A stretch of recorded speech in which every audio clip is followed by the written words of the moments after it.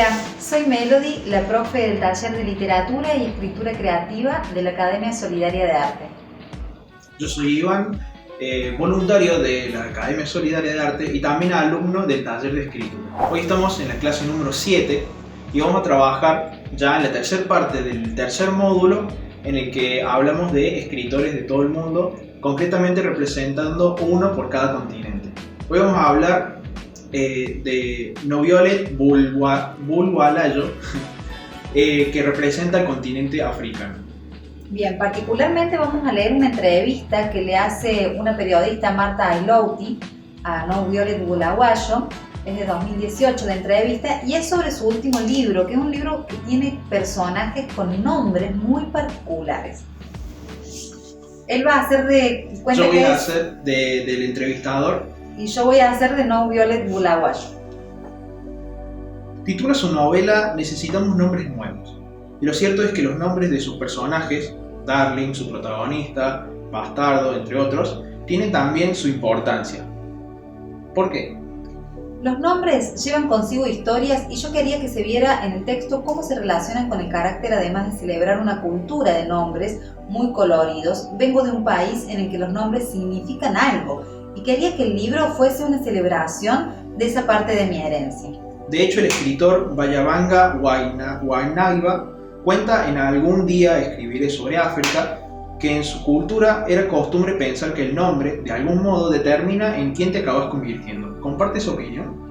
No siempre, a veces sí. No puedo hablar de la experiencia de todo el mundo, pero sé que los nombres son importantes. Yo misma soy alguien que se cambió el nombre que le pusieron por otro que pensé que reflejaba mejor quién era yo y lo que me importaba. Mi nombre original no me hacía sentir bien o ser quien era, pero encontré un nombre que sí que era especial para mí.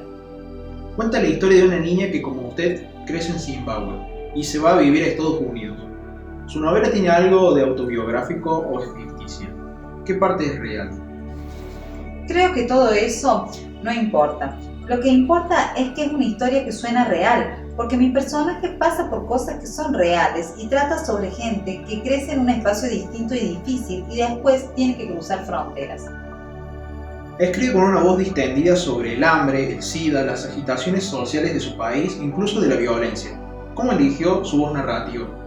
Creo que la voz vino con el personaje. Darling es joven y la manera en la que se expresa siempre va a ser directa, inocente, honesta, sin filtros y a veces también con humor.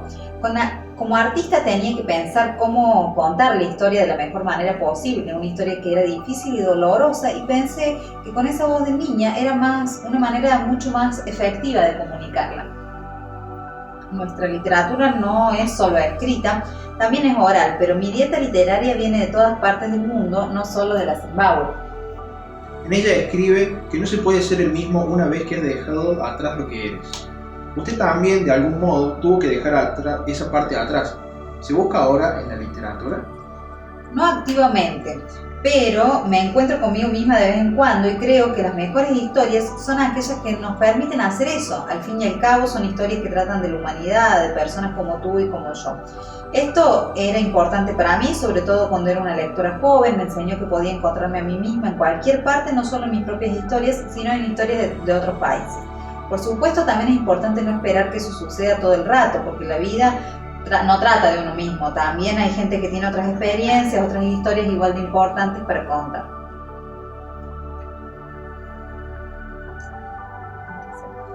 En una segunda parte de su novela, su protagonista se enfrenta además al sentimiento de desarraigo. Existe una especie de distancia insalvable entre los que se quedan y los que se van.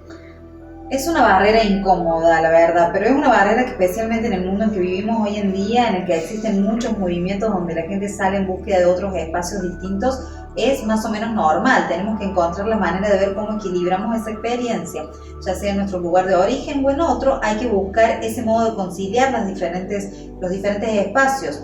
Hoy en día, especialmente con la gente joven que es ambiciosa, con la gente que se va forzada a irse a otro sitio por alguna razón, es inevitable.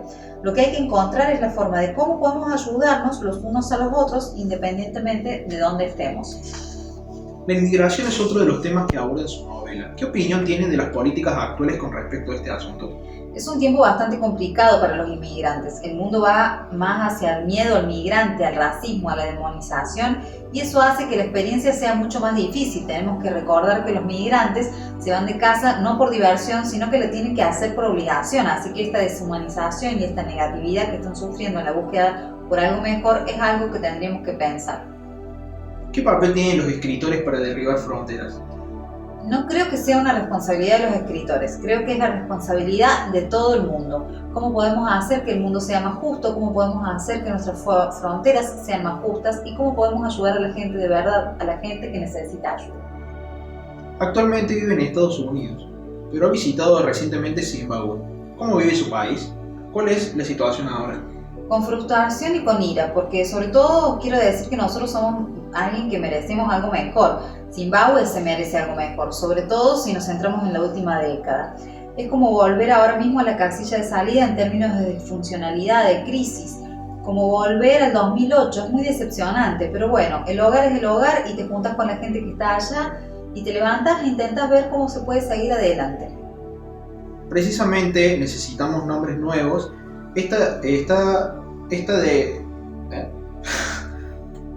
Precisamente necesitamos nombres nuevos. Está dedicada a Zimbabue, por el don de las historias.